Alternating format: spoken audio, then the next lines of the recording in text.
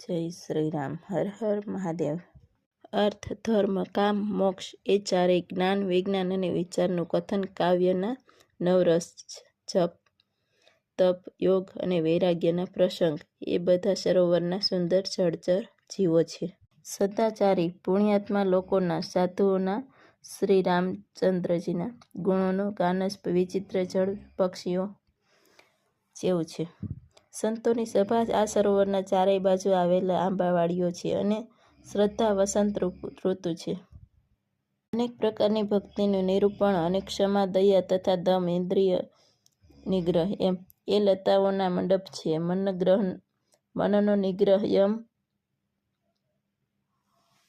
યમ, નિયમ એ તેમના ફૂલો છે. જ્ઞાન એ ફળો છે.